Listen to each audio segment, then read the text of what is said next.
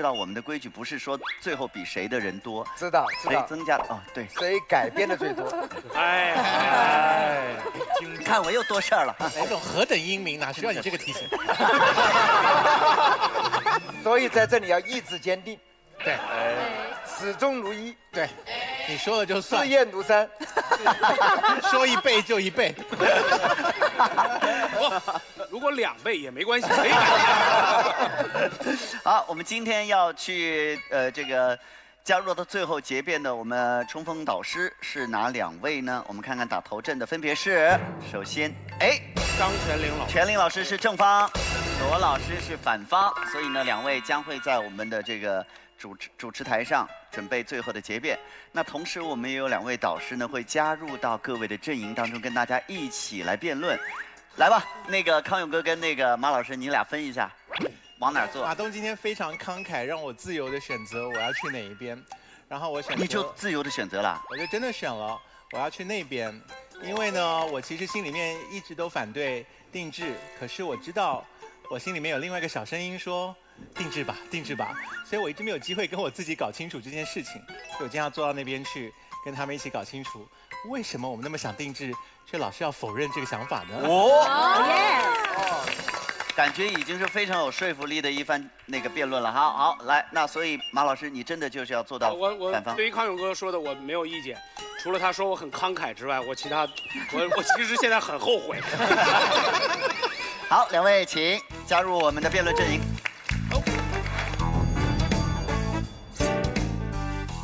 好，来，我们首先听听看我们大 boss 怎么说啊？雷总，如果在奇葩室你有机会给孩子一键定制一个完美人生，你要不要？为什么？我和大家想的一样，我觉得还是不要定制的吧。我觉得孩子的成长呢，还是要有独立性格独立的探索，让他健康快乐的成长。如果我们设定的目标的话，实际上你想把它变成你想要的，而不是他自己想要的。所以我觉得父母对孩子的关系呢，可以是人生的导师，可以是陪伴的朋友，但是不要扮演他生活中的上帝，给他足够自由成长的空间和舞台。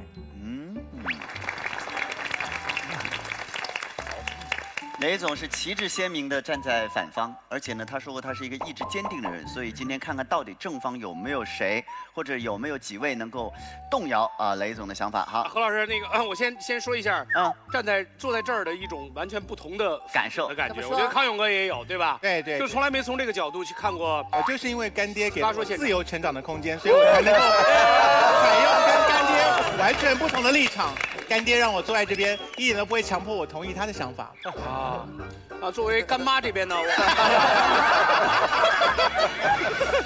对，就这个风景真的是完全不一样，不一样。什么感受？居然可以从后面看到人生的鸡汤，真的是，哎呀，我真的是完美啊！马东，你比不上我第一次从后面看到这个辫子。好，那接下来就开始我们今天的正式辩论了。首先来，菲菲大王，掌声给他。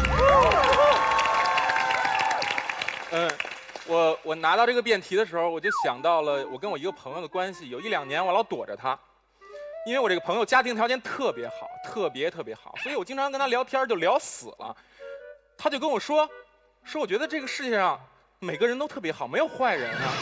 后来他爸爸投了几部电影，他就说我发现演艺圈的人好热情啊，他们对我那么平易近人。我心想，我在这行业混了20多年，不是这样的呀。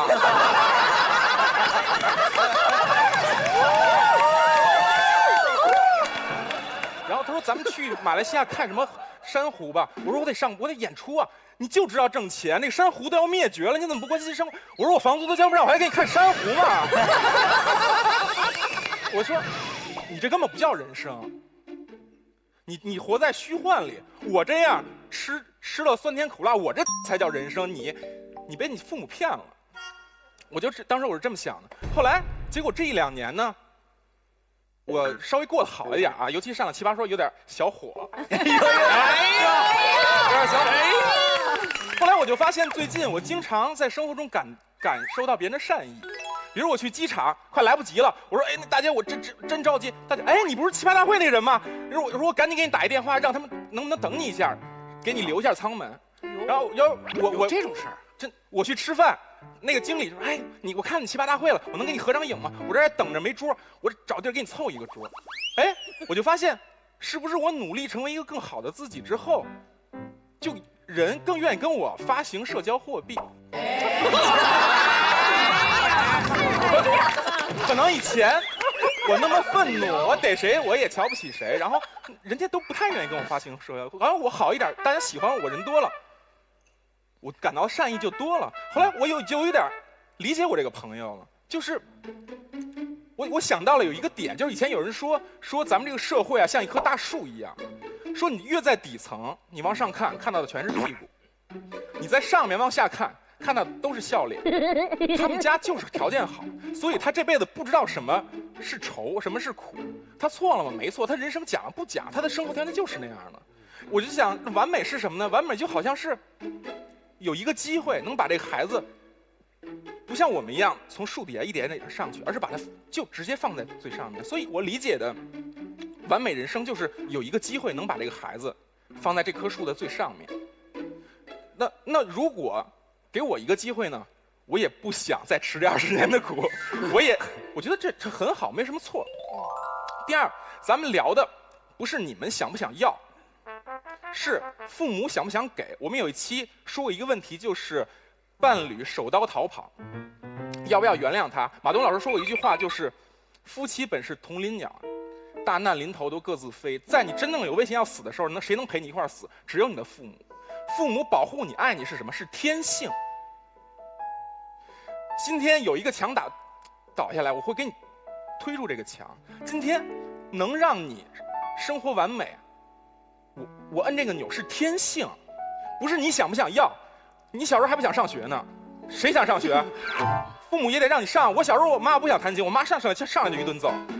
就父母的爱，它有一点侵略性，我不得不承认。而且就别说完美啊，咱们就想想有多少父母会拼尽一生的钱给孩子买一套学区房，会拼尽一生的积蓄为了让儿子结婚。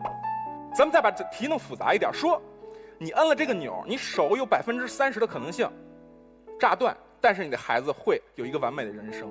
很多妈妈会拼了。咱们再把它弄难一点，说今天你摁了这个钮，你就死了，换你孩子完美的一生。我相信有一些妈妈，她也就会问了你们，她拼了。所以现在我们说的不是你想不想要，而是说我们做父母，我们的本能，我们只能这样做。我们穷极一生给你们最好的、最完美，是我们的本能。你不让我这么做，我做不到。至于你想不想要，是另一回事儿。然后，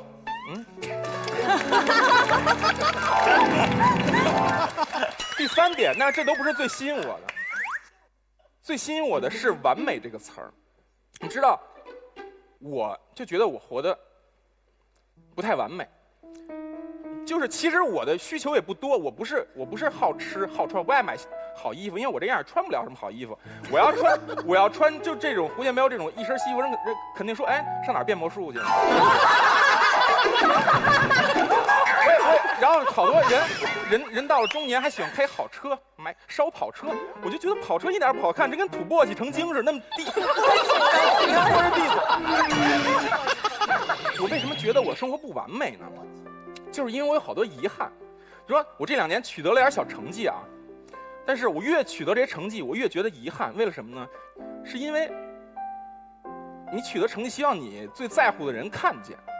就是有一次我跟甜甜和潇潇就聊，有天甜甜就不知道特伤感，就说家里长辈身体不好，然后我就说你们还能聊这个话题，但是到我这儿，我这个岁数40多岁，我已经没有隔辈人了，就是我的爷爷奶奶、姥姥姥爷就都已经没有了。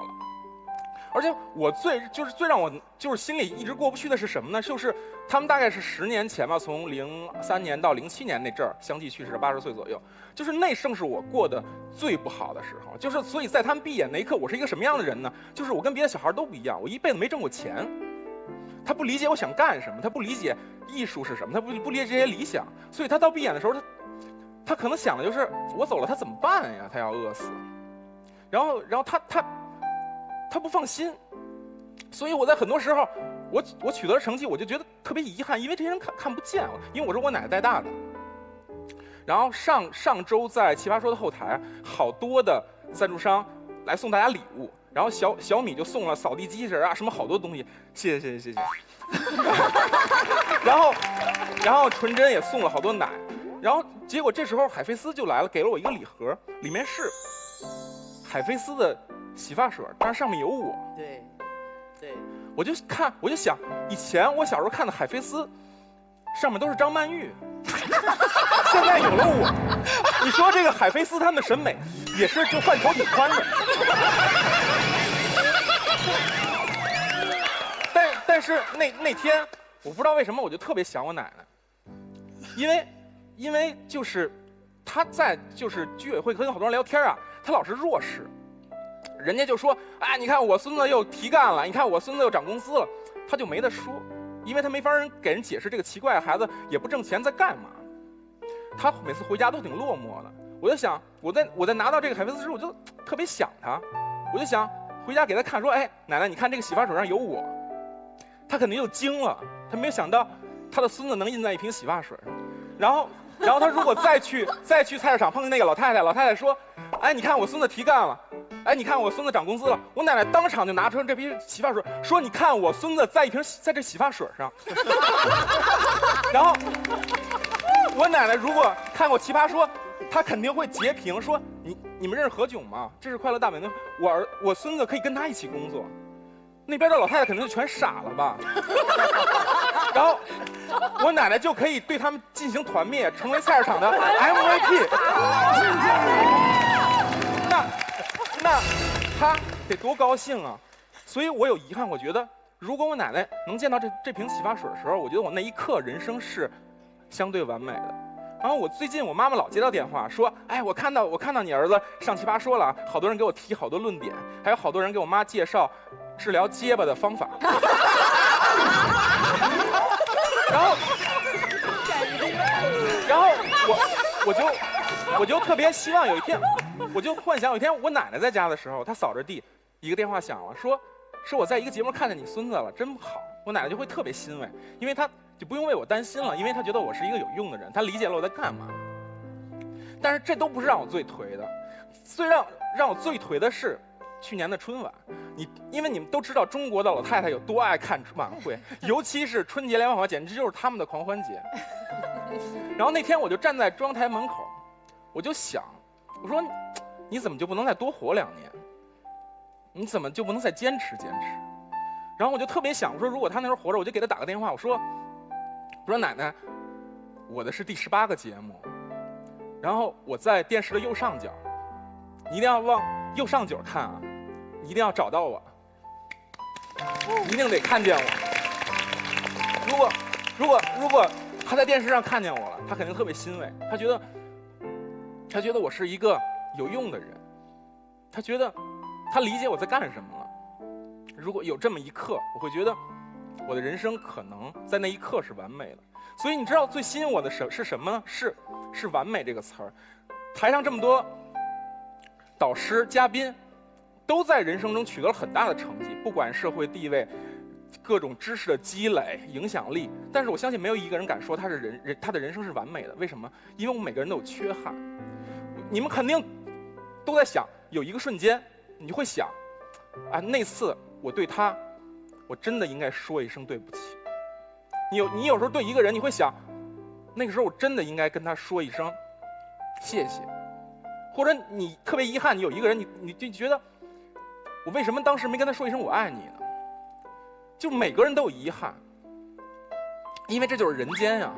可是今天我们有了这个机会，我能给你一个无忧无虑、无怨无悔的人生，你们怕什么呀？哎，我觉得就特别奇怪。你说偷看伴侣手机，你们害怕，我能理解；说手刀伴侣手刀逃跑，你们害怕，我能理解；说外星有一个蛋，要不要吃？你们害怕，我能理解。你们害怕完美，我不理解。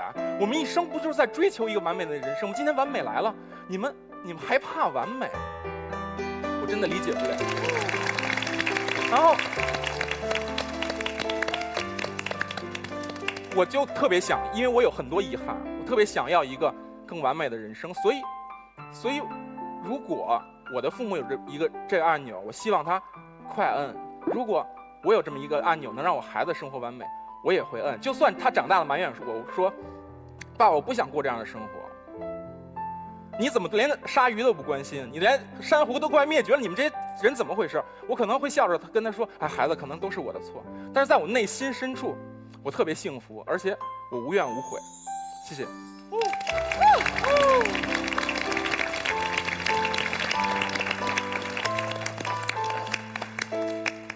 啊，谢谢菲菲帮我找到我的人生意义，就是团灭老太太。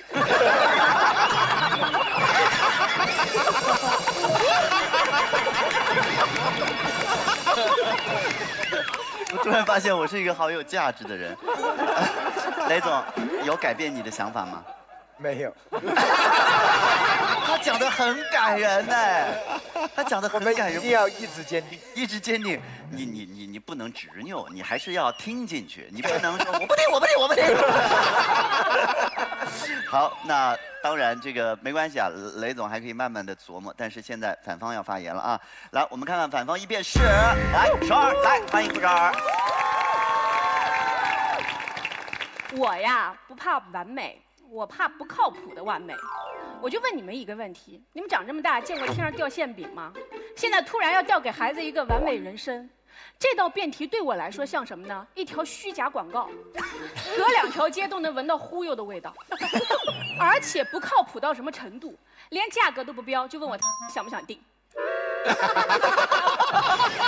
你说多不靠谱？作为一个精明的少妇，我今天要全面的跟你们分析一下。精明的什么？精明的什么？精明的少妇。少妇应该是25到30。少妇就是老太太的年轻阶段。就是我要跟你们全面的分析一下这件事情是有多么的不靠谱。第一，1000个人眼里有1000个破菲克特，按谁的标准来定？人生是我儿子的，我肯定要问他的意见。那个，我儿子才7岁，没长开呢，他懂什么呀？我以前就问过他的，我说宝宝，你长大想干嘛？他说贴膜帅。哎，不，我解释啊，职业不分贵贱，但是他离完美肯定是还是有点距离，所以这个事儿只能我干。那好，问题来了，我预设的完美人生，他真的会觉得完美吗？我跟大家说一个事儿，大家就明白了。去年我给他买了一双鞋，2000多块钱。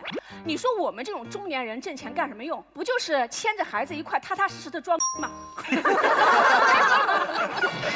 哎，对呀。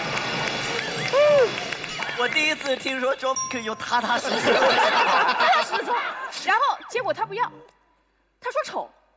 说还质问我为什么没有铠甲勇士的图案？那是世界上最帅的鞋，35块钱一双。哎，所以你们明白吗？我眼中的完美，他或许视若粪土，全部都按照我的标准来，他的人生会变成什么样子呢？比如穿，我就觉得八匹狼是最棒的男装。哎，完美男人的衣柜打开就应该全是狼，一天换一匹，多帅啊！还有搞对象，对吧？爱上我儿子的必须是完美尤物，这个肤白貌美大长腿，听起来棒不棒？好，我儿子长大了，国际化审美，小眼雀斑蛤蟆嘴。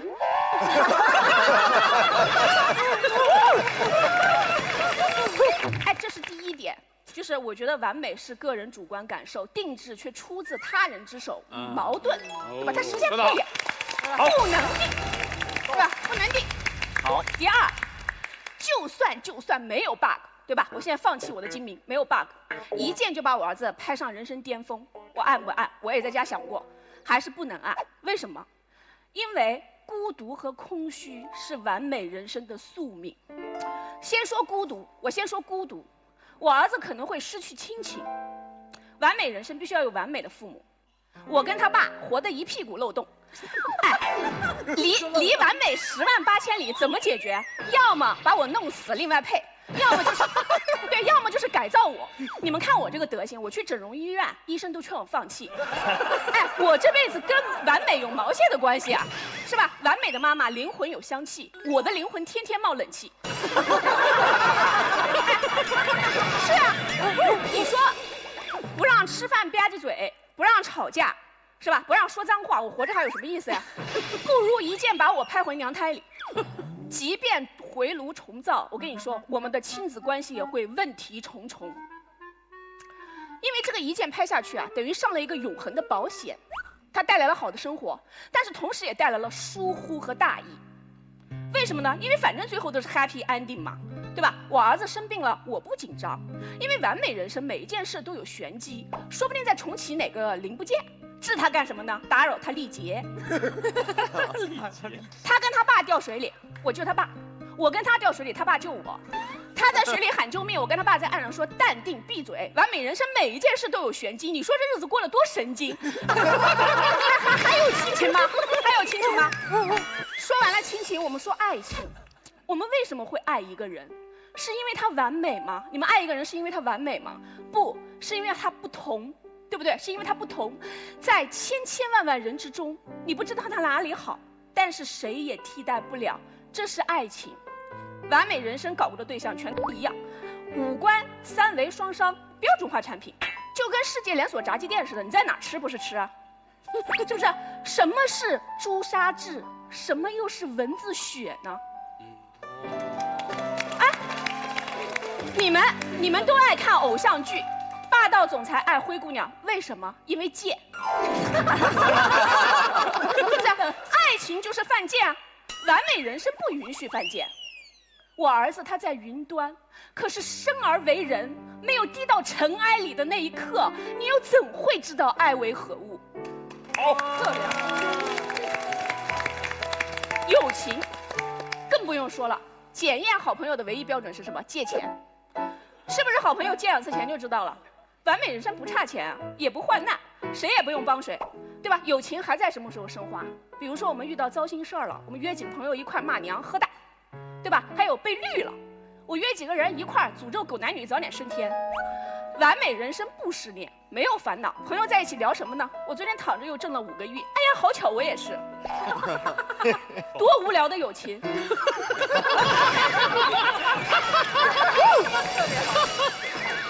哎，只有炫耀没有需要的友情，它还是友情吗？特别好。亲情、爱情、友情都没有，我儿子天煞孤星，完美。哎，你们以为这就是他所承受的全部吗？不，还有空虚，因为他这一辈子都不会有成就感。世上没有不透风的墙，谁还不知道自己的人生是怎么回事吗？你长得真帅，我妈一键拍的；你成绩真好，我妈一键拍的。我好喜欢你，你喜欢我干嘛呀？你妈没拍，你妈拍了你也这样。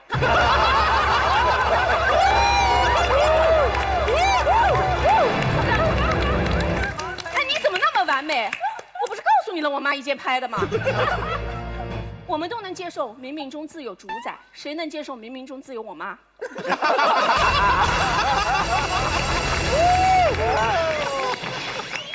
最后呢，因为做过女儿，也做过妈，就说几句真心话。我觉得今天这个辩题，它不只是一个脑洞题，它其实很现实。它真正要讨论的是，要不要让孩子按你的谱过一生？对不对？每一个孩子生下来，父母都会跟他设置关键词。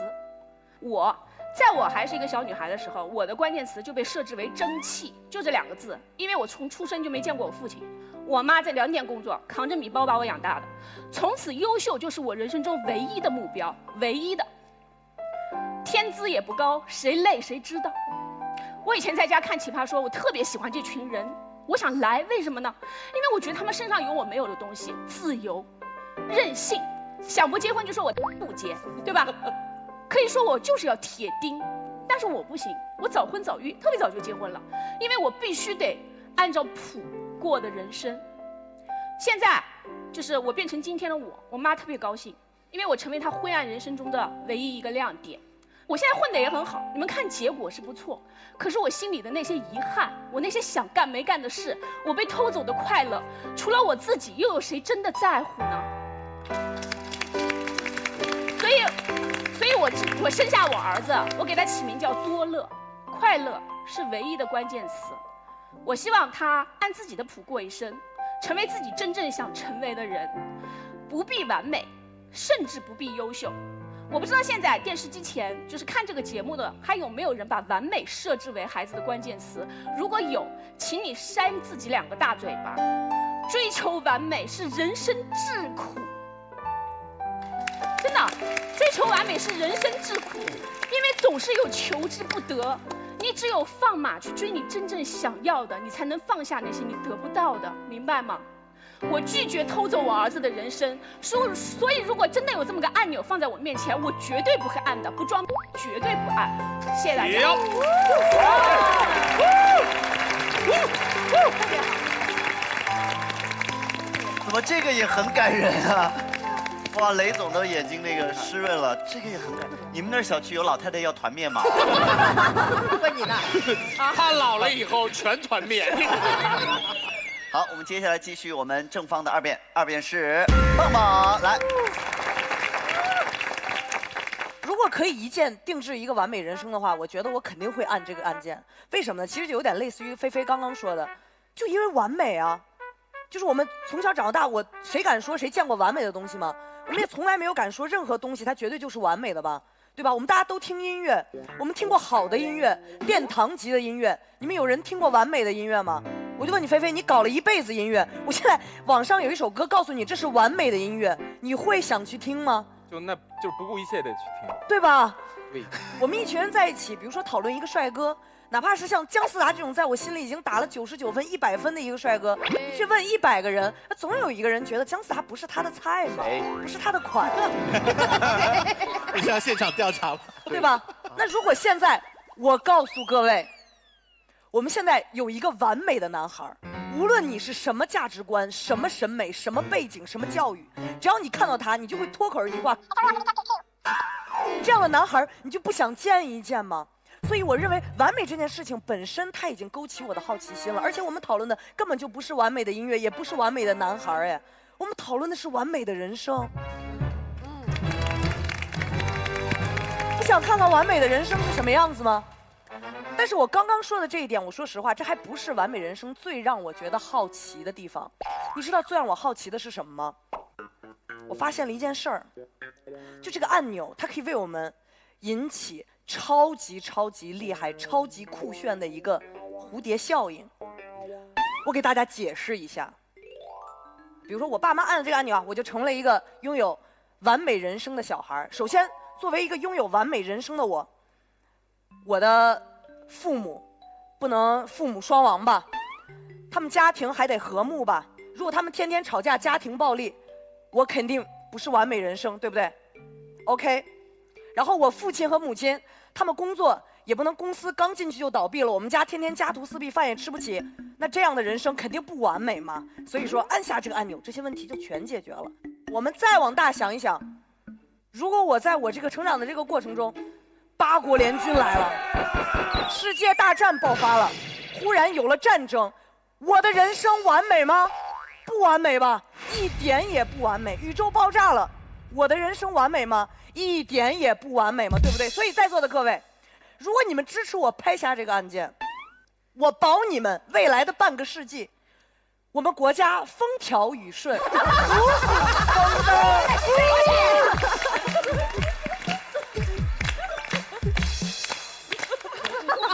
你还能保障世界和平呢，对不对？世界和平，未来50年国家绝对不打仗，啊！凡是跟我孩子当好朋友的，全部家庭幸福，对不对？风调雨顺，五谷丰登，那是国泰民安。有这么一个按钮，要不要按？要。哎，这就对了嘛。好，来，我们到反方的二辩，我们的甜甜。这话啊，完美好不好？特别好，但是没意思，没劲。比如说你，菲菲吧，你想听这个世界上最完美的音乐，听到了以后呢，然后呢，接下来呢，干嘛呢？没事儿了呗，死了得了。人活着就是在追逐完美的过程当中，就在 experience 经历才是最有趣的。完美特别好，可是老子不喜欢。哇！我觉得这个人啊，一定要记清楚一件事情：什么样的人会给自己的孩子要定制，而且是听好了，一键定制完美的人生。如果今天是我妈干这个事儿，我第一个反应，妈妈你要偷懒是吧？啊？哎呦，妈妈这份工作不好做，你累了是吧啦？你要辞职不干了是吧？啊？我告诉你，没这么容易。这个世界上我最烦的一件事情是什么？为什么我一直没结婚没生孩子？我觉得这是个巨大的 huge responsibility， 太大的一个责任了，是不是？怎么生我的时候你没想好，养下来以后你嫌烦了，你说走就要走，因为什么？一键定制完美人是吗？你啪叽拍下去，我反正就完美了呀，没你什么事儿了呀，是不啦？你不用教育我了。我觉得这件事情啊，特别不靠谱的原因是在于什么？他把一个非常好的坏的谎言，用一个很美的东西包装起来，亲情、对爱情，多美的一样东西。那我都已经完美了，要你干什么呀？合着你什么事儿都没有，不用管我了，是不是？这是剥夺父母教育自己孩子一个极端恶劣的手段。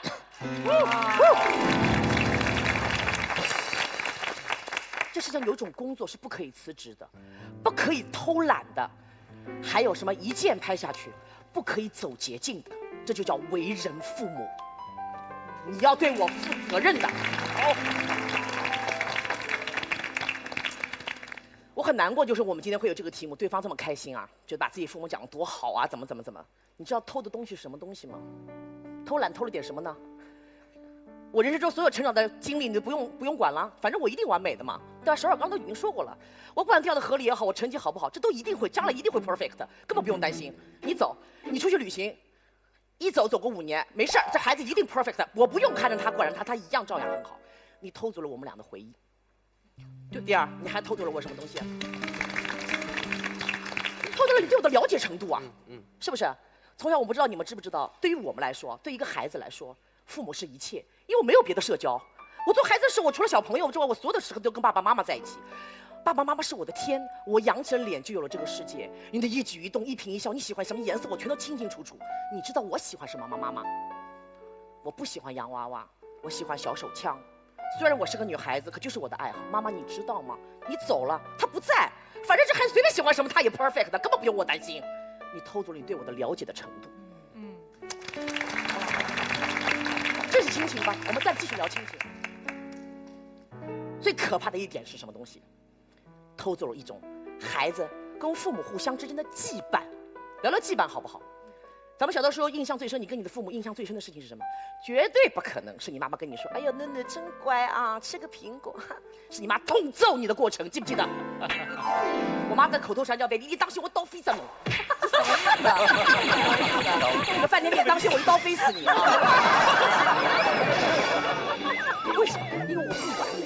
但是我们羁绊在什么地方？就是因为在他不断的纠正他认为我不完美的过程当中产生了。还有什么？我特别想生一个孩子。我生了孩子之后，肯定会考虑这个问题吗？要不要一键拍下去，给他制定完美的人生？不用想，一个脑子都不会想。就像你说的什么手炸断啊，腿炸断啊，腿炸断了，手炸断了，我都不会按下这个键。这剥夺了和偷去了我所有跟我孩子的羁绊和我所有的回忆。我想陪他跌倒呀。我想陪他跌倒，他哇冲上来，哎呦妈妈我跌倒了，哦囡乖哦妈妈帮你呼呼，这多美好的回忆啊！完美，这孩子一生都不会跌倒。天哪，我跟你讲，天上掉流星雨，我说砸，我儿子砸不死的 ，perfect， 绝对不可能，他一定有完美的人生，多可怕，是吧？再回头想想啊，我爸揍了我这么多年。我好不容易有孩子了，你想干嘛？他这个 perfect， 他完美，他没有缺点，我怎么揍他？这样东西好，特别好，这样东西。10年媳妇熬成活，我终于做了妈妈。我孩子这么的完美，我看着我怎么打得下去手？我的球什么时候才可以爆？妈妈！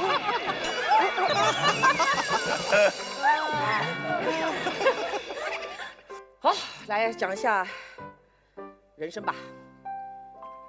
什么叫人生？就是活着嘛，活着才叫人生，对吧？死了那就另外一种往生，那叫。人活着，人是什么人？人这种东西有种东西叫情绪。你看我的情绪特别多，我经常在打这道题的还问各位，我说怎么我老是愤怒啊？我说我过得挺好的，我也不缺钱，啥都有，那为什么还愤怒？他们说你就是这样的人，情绪特别饱满、特别有张力的一种人。人有什么情绪？叫七情六欲，我贼多。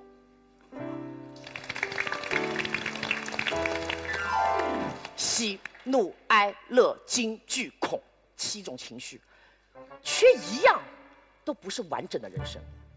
都不完整，你都说了，完美人生，你们一定快乐的，一定 happy 的，你们人生不会有缺陷的。你们懂什么叫遗憾吗？懂什么叫失去吗？你们不会有忧惧恐离啊！你们人生太完美了，你们都不具有这样的完整的情绪，你们哪里来的完整的、完美的人生？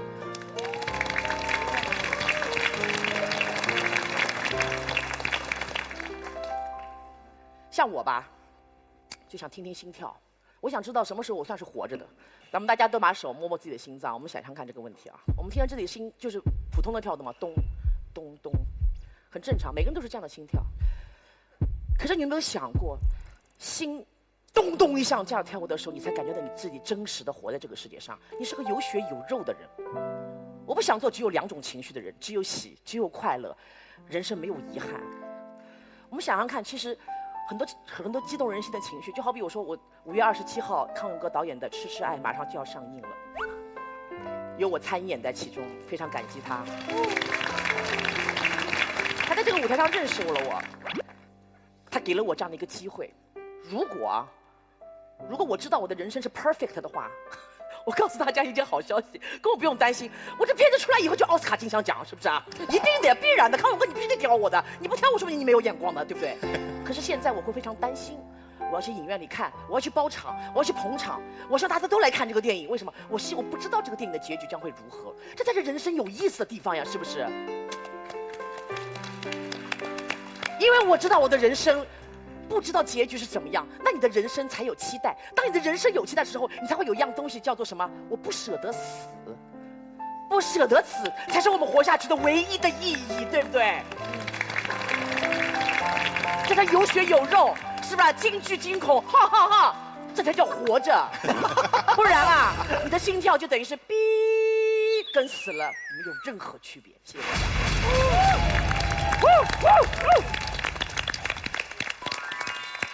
康永哥，你的女演员在说到京剧可能吼哈哈这个表演，你如何评价？我现在就想去对面坐，就是帮我电影5月27号上演讲得这么清楚，就是我得回报他们才行。马东，我们换位子吧。好啊，来吗？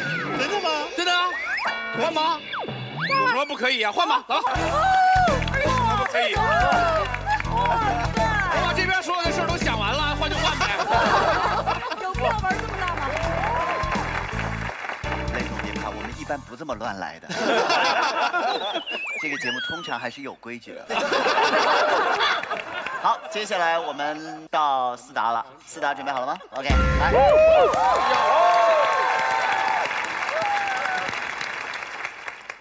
观众朋友们，我现在超高兴的，为啥？完美这一件，对方81个人不跟你抢的，傅首尔直接说什么？说我绝不装，坚决不按，我真的给你鼓鼓掌。因为这个件我本以为大家都会去排队，给孩子排队定制一个完美人生，现在不按，转身排队给孩子买鲍师傅糕点，我就想你有病吧。朋友们，完美不是一个好词儿吗？你们想想奇葩说怪不怪呀？奇葩说我们开始拥抱缺点，我们不拒绝遗憾。现在我们抽风啊，我们对抗完美。我是观众，我现在相当的 confused。完美好词儿是吧？别抗拒它，大家就想想这个今天晚上怎么过啊？今天晚上这录制完，你特高兴是吧？你回家在车上乐呵的。今天你看着美玲，你特开心。完了，你爸给你打一电话，你接了。你爸说：“孩子，20多年来有个秘密一直没跟你讲。你出生之前吧，我有一钮，我能让你完美，但是我给撇了，我没摁。”朋友们，作为孩子，你们什么感觉呀？想3秒钟。生气呀，是不是？愤怒，对方面有口口声声说要尊重孩子的意见，我们的意见在这摆着呢，生气，好吗？你们说尊重孩子的意见，这只能证明你太虚伪，这是第一。第二，今天完美人生到底是啥？我们来看看对方说的啊。傅首尔说，穿8匹狼，有一双比较漂亮的篮球鞋，到甜甜姐这儿变成爹不管娘不疼。观众朋友们，这叫完美人生啊！我们有脚后跟都觉得不好的人生，那叫完美人生吗？这时候大家就想问了，美玲，完美人生究竟是一种怎样的人生呢？我告诉大家一个很简单的答案，完美人生它就是一种绝对的好的人生，是你们能想到的最好的东西，不是这些，是加起来比它还要好的人生。如果你随随便便的就能从完美人生里面挑到毛病，那算啥完美啊？对方辩友最大的问题就是他们给完美人生一个狭隘化的定义，只证明了一件事：他们的想象力果然是不完美。如果今天完美人生像对方辩友想象的那么可怕，我们不仅不应该摁给孩子，我们应该摁给敌人。小米手机看其他手机不顺眼，我想我让你一键，哼，完美。美年达看竞争对手的销量还不错，他很气，这时候美年达干嘛？一键让竞争对手，哼，完美。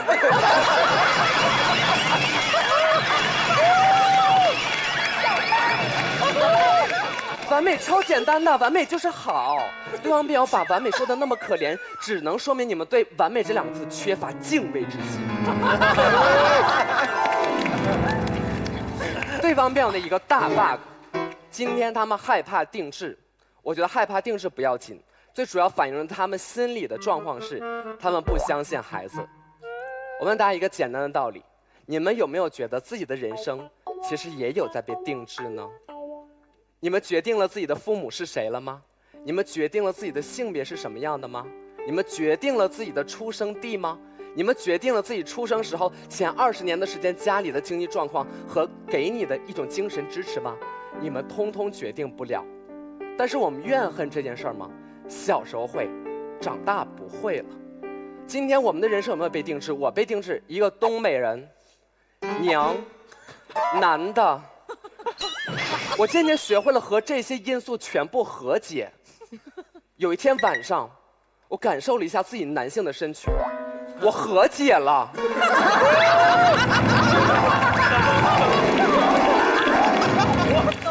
定制有那么大问题吗？是不是谢顶的老爸都不能生孩子了，直接定制自己孩子的脑袋呀？对吧？对吧？对。定制这事儿没问题，为什么？因为我们愿意相信孩子。随着我们的成长，无论父母给我们的是好的和坏的，我们越长大越会心怀感恩，不是吗？如果给我们一个很一般的状况，我们尚且能够心怀感恩，为什么今天给我们一个完美的东西，我们反倒仇恨父母了吗？我觉得这个事儿不太成立。让辩友否定孩子的一个心态，而我相信孩子，这是第二。接下来，我们来看看“完美”这一词儿蹦在我们面前的时候，我们其实可警惕了，对吧？但是我们换一个辩题，今天如果一键让这个世界变成完美世界，每个人的人生都获得了完美人生，大家按不按？按。大家按。但是落在一个人的身上，为什么就不行了？因为我们极度完美的存在，极度完美的存在在现实生活当中比比皆是。比如说莱昂纳多·迪卡普里奥，是吧？他获得奥斯卡的时候，你们真的那么高兴吗？你们就还好。你们什么时候高兴？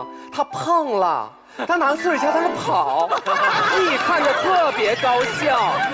完美破碎了，你特爽，因为你酸爽。你酸爽。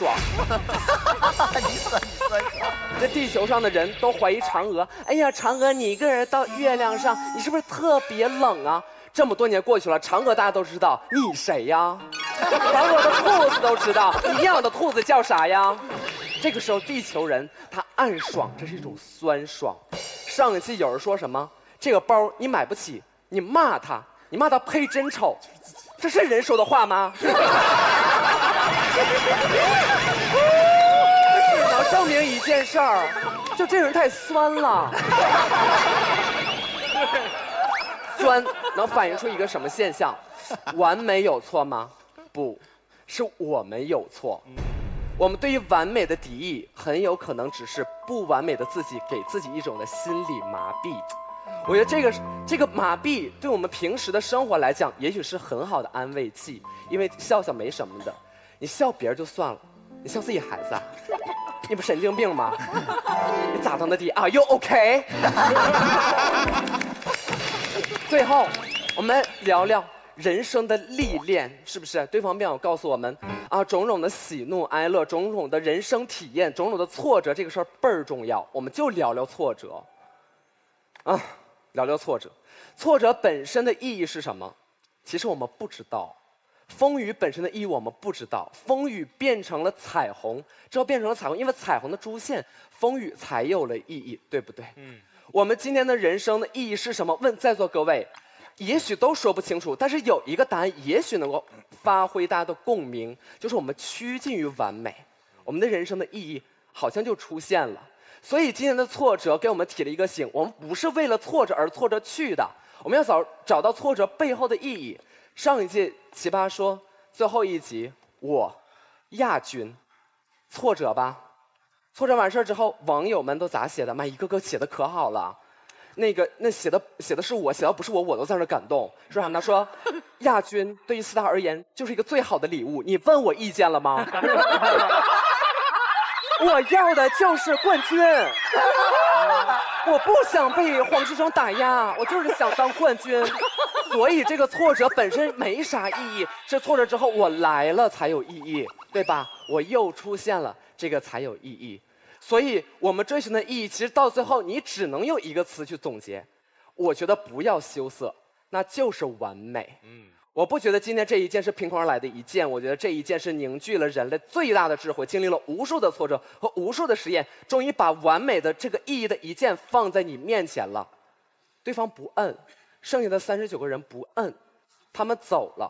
我觉得这像是什么呢？像是我们寻求一个宝藏，我们披荆斩棘，然后降魔除妖，到最后我们在宝箱面前，我们不敢把它打开，我们走了。今天我们追求一个人，我们准备好了一身的武装啊，武装有点怪，一身的智慧，好吧？我们穿上了最漂亮的衣服，在一个相当合适的时间，我们站在他的门口，我们没敲门，我们走了。故事也许真的就这样结束了。也许你们就回归了自己那些站在不完美的人生，猜测完美是什么样的一个生活，永远找不到你们所谓完美背后的意义是什么。你们这么好奇完美背后是不是孤独寂寞冷？你试试啊，你不试你怎么知道呢？所以，我觉得人类最大的不完美，也许只是我们缺乏那个勇气。而你们知道为什么现在这个按钮没有被制造出来吗？因为现在没有勇气的我们还配不上完美。谢谢。好棒！罗老师，您是反方是吧？这是我反方。您刚刚大声叫好哎！我特别想做那些。要不咱俩算了吧，别换。康永哥，你们还要换吗？我不换，我其实今天这心情就是在摆荡中，我在享受这个摆荡的矛盾，因为我今天不用辩论，所以我特别能够。但有个人本来可以享受摆荡的快乐，他就不享受。对。Are you OK？ 雷总，现在已经有65个人摆荡过来了，你是第66个吗？唉，你想听一下我意见吗？啊，当然。我还是不想定制。为什么？因为完美的人生只是一个虚幻的目标。我觉得家长不应该帮孩子选择家长认为的完美人生，无论他们描述的多么完美，我们很清楚这种完美的人生是不存在的。雷总，我可以请教一个问题吗？如果你今天公司里头有一个研发部门的员工来跟老板报告说，我正在研发一个完美的案件，按下去之后，这个小孩的人生就完美了。你听了这个报告，然后这是一个极靠谱的员工，你会愿意让他试一下，把它给做出来吗？关键的问题呢，就是说，我们觉得的完美的人生，不是孩子觉得的完美的人生。是。可是你，所以呢，这里面呢，这个它是2个角色的差异。我们假定了我们每一个人认为的完美人生是一样的，对，实际上是不同的。那我们心目中有没有大家认为一样的完美的手机呢？小米手机。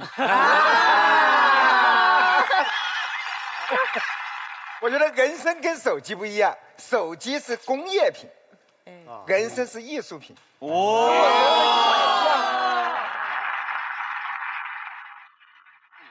来，陈明老师。思达今天完美，今天很棒。思达刚才开启了一个全新的讨论的维度，这个太宝贵了，所以我可以跟大家分享一点我的看法。首先解决大家3位都提到的一个问题：为什么完美这件事看起来那么好？追求完美是我们每个人在做的事，甚至菲菲直接说那是天性。可为什么在刚才第一时间有80人按了蓝键？如果是天性，至少应该有80人第一时间会按下红键。就我们天性当中一定有一个值得我们惧怕的东西，对方一直在规避。这个最惧怕的东西，也就刚才思达最后说的这件事情，完美为什么我们追逐？是唯一的原因，是因为那是一个永远到不了的地方。唯一的原因，到不了我们才一直追逐，因为到了就停了。真、善、美、完美这些东西都是方向，不是终点。他们这些字存在的意义就在于他们是方向。有一句话叫止于至善，是什么概念？至善到了就停了，这就是我们按下蓝键心里我们怕的那个。我们不是怕到，我们是怕停。我们不知道，因为我知道没路了，那是终点呐。我们不愿意走到终点上去，这是你刚才说为什么是一件好事，我们却都不愿意按的原因。那我为什么说你开启了一个全新的维度？因为不管是完美还是人生，我们争了很久。我想换一个角度聊聊，我想聊聊教育。大家刚才都是可能更多也在以自己的人生观在衡量和判断，我想不想要，我想不想我妈按。那我呢，3月22号生了第2个女儿。17年3月22号，所以我现在是2个女儿的爸爸。然后我的职业又是个大学老师，教育工作者，所以这是我在干的事情，也是我一直以来在做的事情。我跟大家分享一个我致命的困惑。大家知道，校园教育主要是知识的教育，求知以及求知的方法。家庭教育是我非常困惑的一块，它是个人格教育。人格教育主要是就你们说3观对吧？人生观、价值观的这种塑造。我苦恼的地方在哪儿呢？我女儿现在大女儿已经2岁10个月了，因为我是校辩论队的教练嘛，然后我老婆也是我的教练，所以每次我们同事和朋友圈见面的时候，最常听到的一句话是我们同事会说：“哇塞，你们的女儿该有多能说呀！你们俩的孩子，这将来嘴巴不得说死人呐！”而我就说：“哎呀，也没有了。”我听到这句话，你说有没有自豪呢？有，我有一种强烈的悲剧感。这个悲剧感就是刚才思达你中间有提到的，这个悲剧感是我们意识得到都无法挣脱的一种宿命感。我的女儿从出生开始，她似乎都失去了一个选择一个不太会说话的人生的权利。我发现家庭教育的本质好像就是人生观的复刻。你知道刚才哪一个瞬间我听的时候最打动我吗？是当甜甜姐说我就是一个特别情绪化的人，我其实一直不了解。我听到甜甜姐刚才那句话，她说因为我从小我妈就打我，我妈的口头禅是我拿刀飞你。我当时全身汗毛一竖，果然我就听到了甜甜姐说，如果她生一个女儿，不能打她该怎么办呢？这是个笑点，细想细思极恐的。这就是家庭教育啊，人生观的复刻。我们在这个轮回之中，怎么能解脱吗？你想啊，我觉得该对的是，我不该告诉我女儿，我们都打了这么多场100多场奇葩说辩论了，那么多针锋相对的观点，哪有一个站不住脚的背后的理由？我女儿长大了要问我爸，我到学校到底被欺负是应该打回去还是告老师？我女儿长大了问我遇到人生挚爱要不要离婚？我可能有一个我坚信的，我该告诉她吗？我告诉她了，万一我信的那个是错的呢？我不告诉她，那我告诉她什么呢？我信的我都不告诉她，我告诉她我不信的吗？有一个悲剧性的根源在，有一种极强的无力感和无奈在。这是所有家庭教育中最困惑我的问题。然后我在哪里找到了答案呢？这是我琢磨这个题的时候开的一个奇妙的脑洞。传统教育的基本理念基本上是刚才对面所说的全部雕刻模式，父母信的仁智礼义信，儒道释传给孩子，你要学，你要按这么做。教育的客体是孩子，近代教育和现代化教育的标志，或者说教育的前现代性跟现代性的分野在哪里？在于教育的客体变了，从孩子变成了环境，从孩子变成了环境。我们一切教育的目标对象不是孩子了，你明白吗？是环境。我们不是在雕刻了，我们真的变成了园丁。我们的关注不是在于这束花，我们关注的重点放在了空气、土壤、养料和水分上。我们尽可能营造环境，让孩子在其中自由生长。我们在教育上第一次让可能性成为了常态，这是教育最美的地方。对方说的那个一键定制的本质是这种雕刻式的教育观借助了科技外衣的极致化体现。我们前现代用了那么多年传统的教育模式，用了1-2千年，都是在雕刻一个孩子，雕刻成教育者想让他成为的那个样子。你用了一个科技的外衣，拍一个键，孩子啪就真的全成了那个样子，就是极致化了这个速度和时间。但教育理念不是这样的，教育的死敌就是定制。不要说完美人生，你管你是100%的完美，90%完美，50%完美，还是0%的完美，不管你的人生的目标模板是什么样，但凡做父母的抱着一颗定制的心，初衷就错了，第一步迈错了。所以你们刚才争了那么多完美，这其实不是这个辩题的关键。这个辩题的关键是我们做父母的要用一个按键的方式去定制一个孩子，无所谓他是什么样的一生，要去定制吗？不要。这个时代，我们这个时代的文明能够给予孩子最好的事情，就是给他一方花园，给他养料和空间，你自由开放，你枝繁叶茂，你一枝独秀，你孤芳自赏，我都为你鼓掌。我们不管你是红的花还是绿的花，我们不管你开出来是什么样子的颜色和色彩，我都为你开心。只要在道德、法律、公序良俗的基本人类框架之中，我都为你开心。这才是现代性模式下教育的本质。所以这不是一个按不按键的问题，这是2种教育理念的博弈。我只希望大家，因为你们年轻，但你们一定有一天会为人父母。如果你们为人父母，请在脑海中把对孩子教育的时候“定制”这个词删掉。记住，教育的客体，教育这个词的宾语不是孩子，是环境。一点小小的心得，也是一点小小的脑洞，跟大家分享。谢谢大家。好，接下来马老师。我们康永哥，我们可以齐席吗？可以啊。我这样，因为我是对方那边过来的卧底，所以我齐席的是他们仨。可以吗？不行，可以吗？为什么不可以？可以，来吧，奇葩说不是一个看心情的节目吗？我齐席的是他们仨，因为他们仨一直在说有一键摁下去就是完美，而完美是整个今天讨论话题的前提。然后完美就是完美，别跟我聊什么是完美，对吧？对，所以我坐那儿，我是不是应该齐齐他们这个？对。因为客观世界没有完美，没有完美的音乐，没有完美的手机，当然也没有完美的人生，所以大家都没有聊什么是完美的人生，对吧？所以这是他们的问题。但是我虽然在这一波，我依然会选择摁红键，要定制，因为我对完美人生的定义是什么？是中国人说的命好。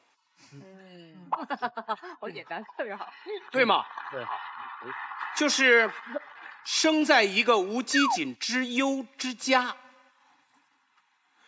小时候，即便遇到了危险，也大难不死，必有后福。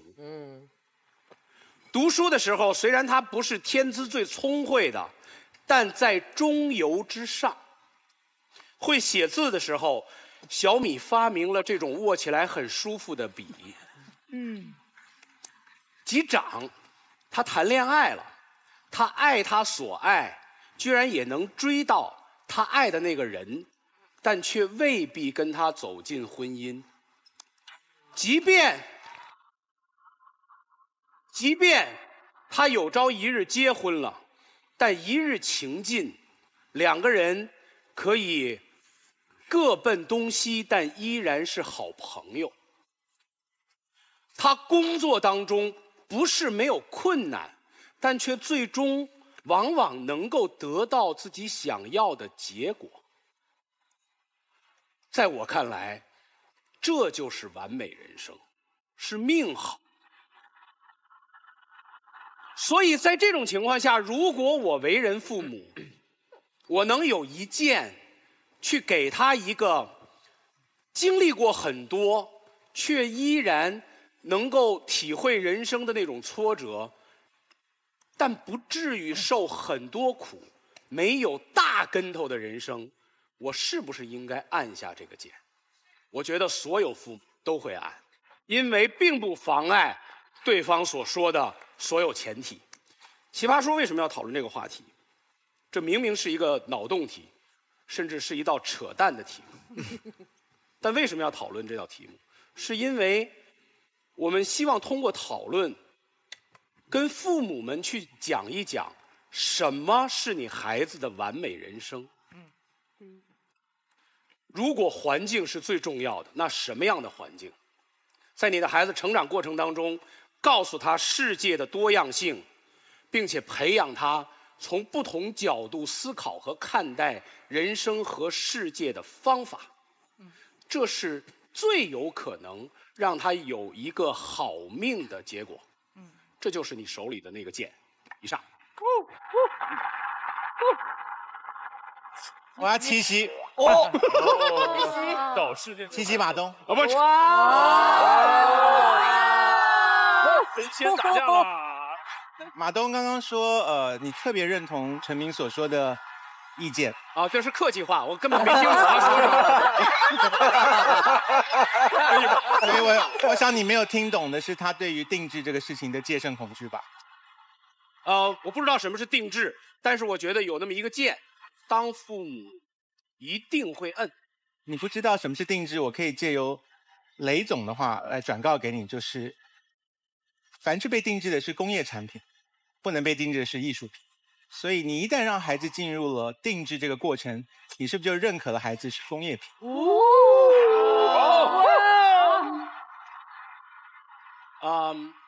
某种程度上我也未必完全同意雷总的话，所以这个前提不存在，让我想想。有骨气。马老师，其实你可以回答，像小米这样的工业品就是艺术品。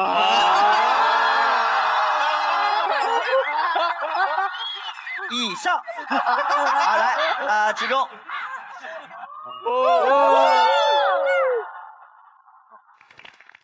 我因为一整场都在聊什么是完美人生，我刚刚听陈明讲的，我有一个想法跟大家分享一下。没有什么人会过到完美的人生，因为完美的概念不好理解嘛，对不对？我跟大家分享一个，我刚刚想到一个，我常常聊的一个故事，一个完美的鸡蛋。我们来聊这个。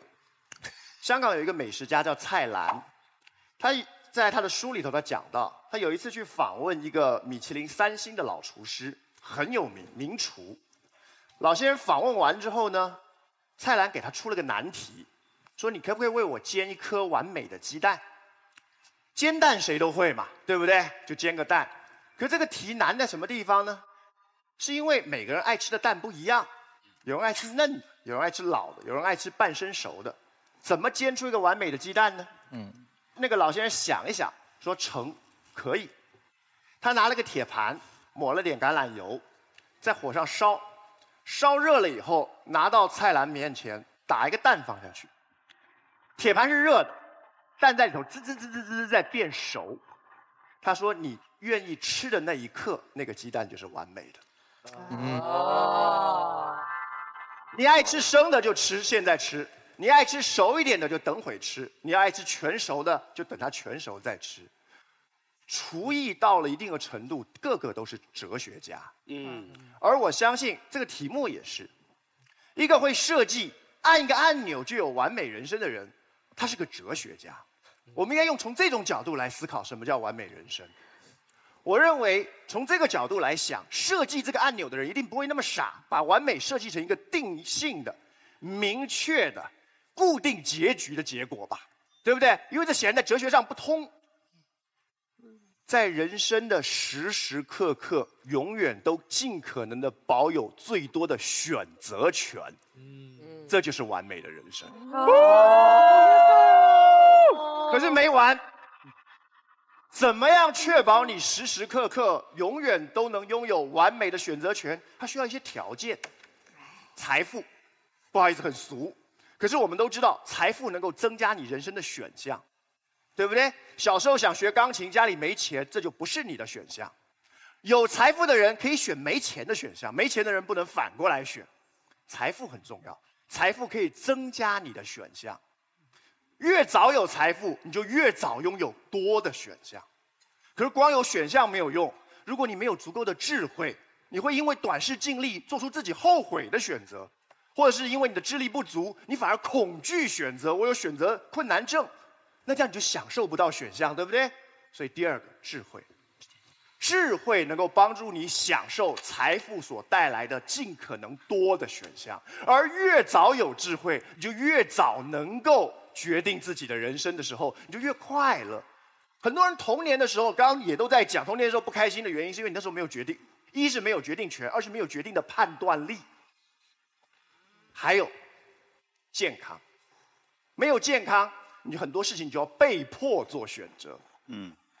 每个父母都希望留给孩子这3个条件。当然他们也许没有那种哲学的思维去设计这个按钮，可这是每个人都在做的，对不对？而现在我所能想到的，设计这个按钮的人只要不是个笨蛋，他就真正这个按钮的真正意涵是，按了以后，你孩子可以得到这3样。你孩子不一定高帅富，因为那不一定是他要的。你富不是，富是要。你不一定高或帅，不一定是结婚或不结婚，不一定有没有遇到白马王子或他的这个白雪公主。可是他时时能选择，路路有回转。来，潇潇。对面呢，包括马老师，包括执政欧巴，他们一直在跟我们说，我们来定义一下完美，什么叫完美？但是我听了大概几个健康、财富，我觉得给一个完美的最低标准吧，安稳，至少安稳，它健康。但是刚才思达说，你们有80个人，你们害怕完美，但我作为那80个人当中的其中一个，我害怕我把完美的人生摁给了一个拥有不完美人格的孩子。对，人性太难琢磨。我不知道，我这一剑拍下去，我的孩子他如果是个大魔王怎么办啊？我不会当父母，但我由衷的希望，他如果人格这么不健全的话，他不要拥有完美的人生吧。最近大家都在看《人民的名义》，我也在看。你们试想一下，丁义珍他妈给他摁了这个键。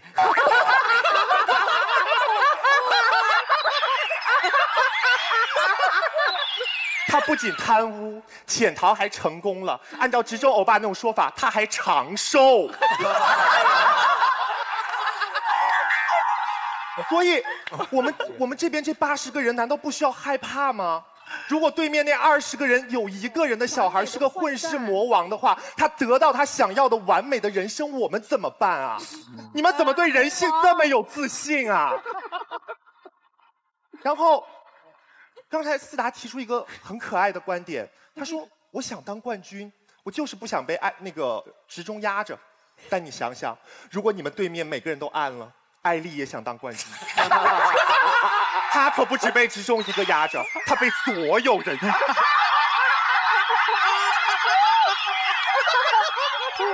接下来，奇葩说变成了一个相亲相爱的演讲节目 ，ending 就是人人都是赢家。你的成就感从何而来啊？所以最后我要告诉对面的是，我不是对完美没有渴望，我是对人性没有自信。哦，nice，还不大方。非常精彩，非常精彩。我们看到大幅度的摆荡，而现在呢，进入到我们导师最后的结辩时间。好，下面是罗老师结辩时间，来，掌声。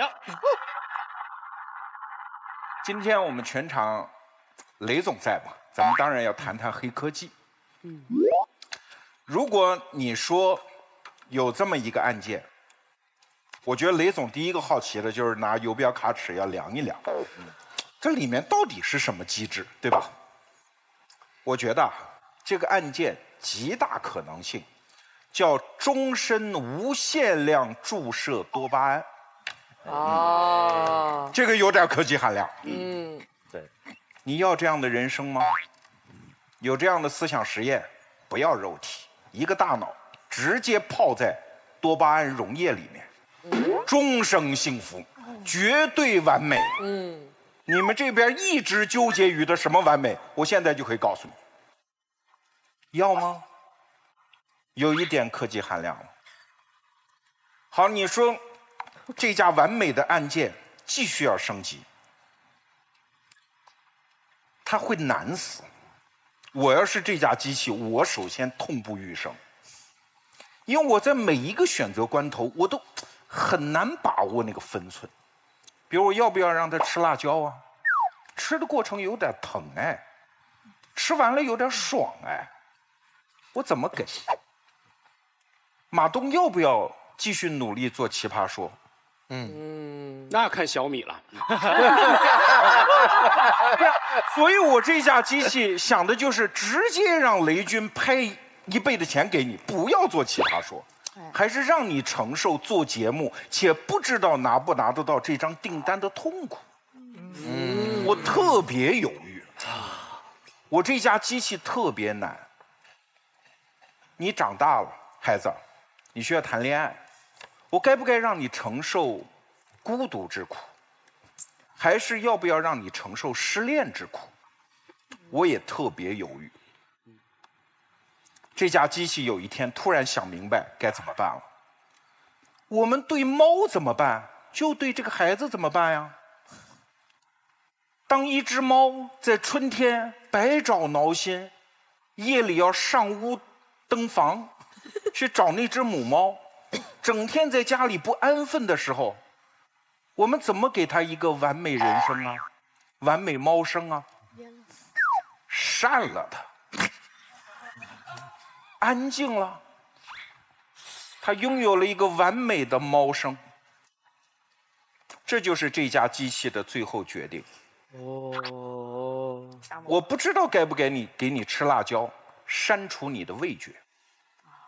我不知道该不该给你完美的爱情，删除你的生殖和性能力，不存在2017年的那个生殖冲动的春天。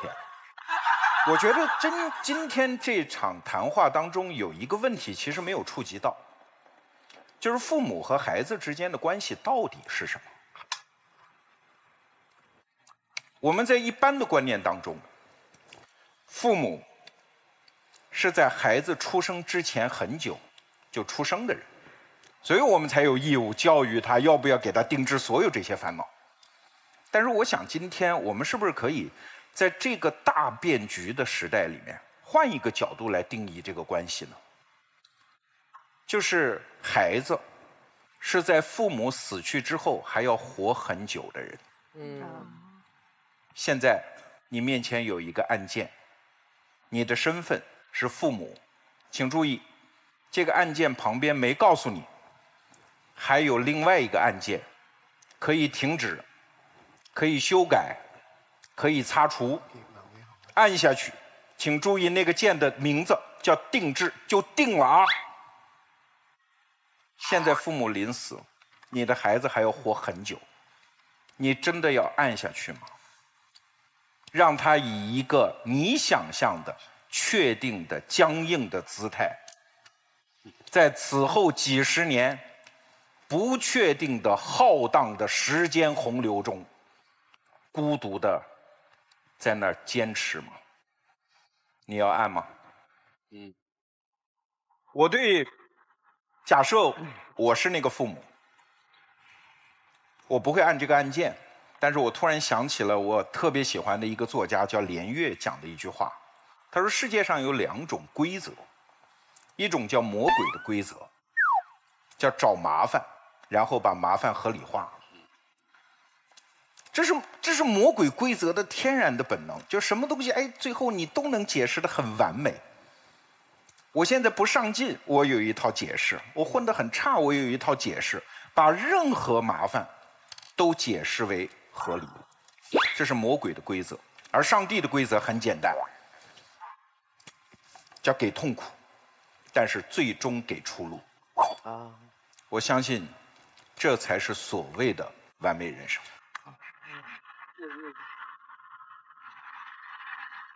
张老师，到您的时间。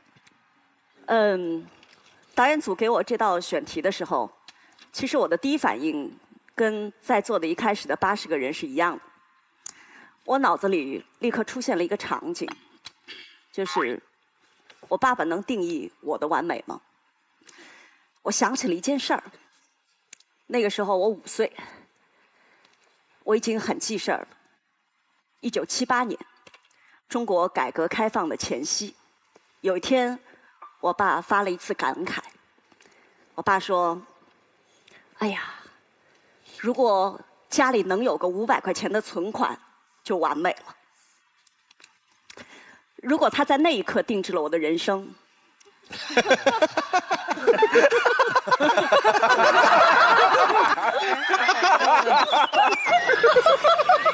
这是我想到的第一个场景。我非常恐惧，所以我非常理解为什么有80个人不摁那个，因为你定制完了，你并不知道世界发生了什么变化。但是这个时候，我脑子里又出现了一样东西，我知道不定制，让一个人可以选择自己的人生道路，是非常政治正确的事情。但是我活到这个岁数，我天然会对我知道这政治正确，但是我内心就像康永哥一样，会有一个小声音说：“定一下呗，别后悔，定一下呗。”但凡出现这样情况的时候，我会非常非常的警惕。我知道它政治正确，但是为什么我的内心还在说，其实你可以摁一下？我就要找找我摁一下的理由。我后来发现，其实我们多多少少在定制我们孩子的人生。我们选一个学区房的时候，我们在定他将来要去哪个学校，受什么样的教育，私立的还是公立的，要不要进提高班，我们在定。我们让他去学钢琴的时候，我们在定。他不愿意弹钢琴，我们告诉他说：“嘿，坚持一下，你的人生会不一样。”其实我们在定。我们只不过是分步的定，还是一键定而已。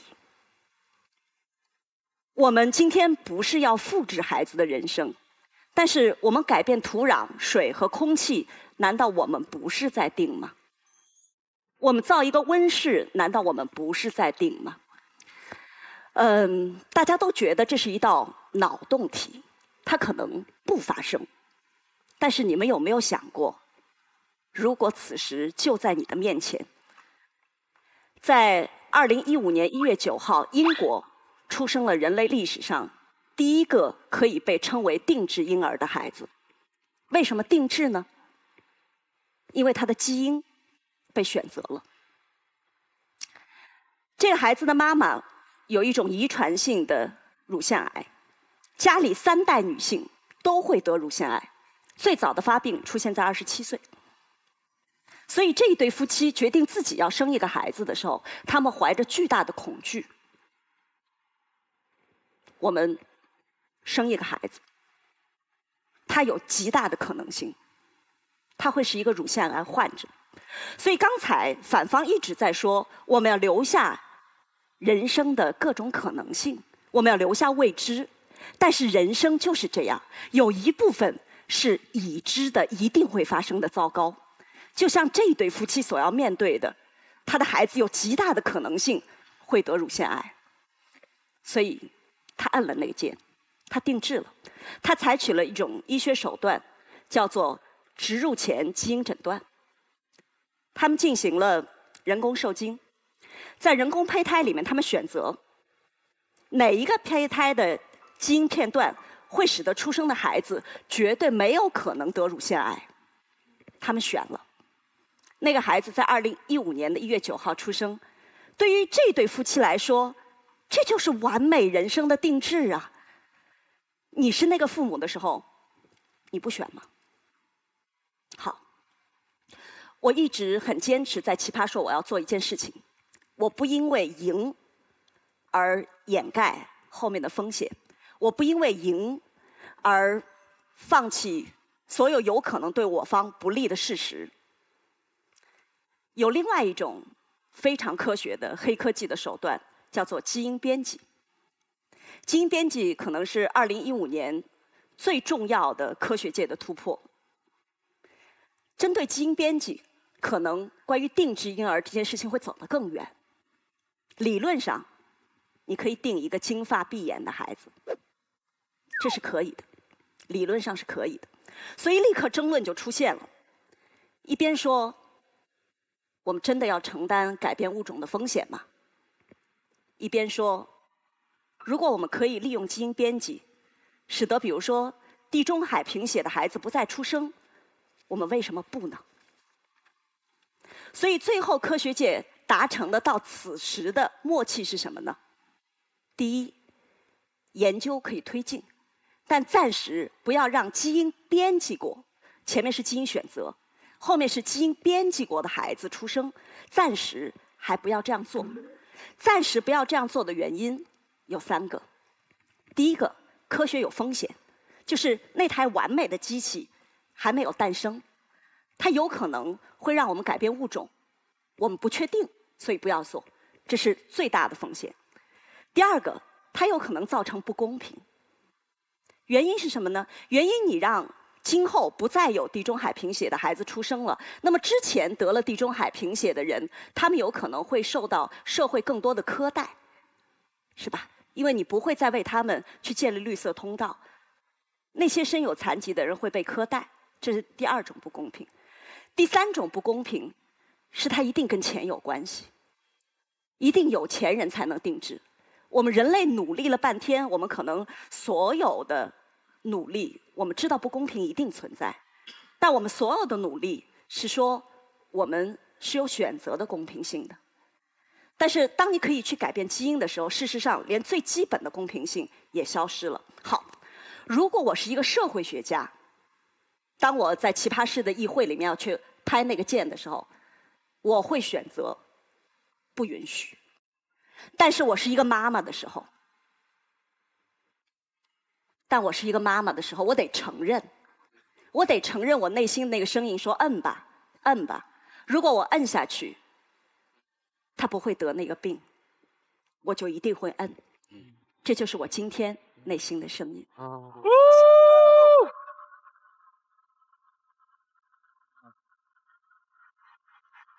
对。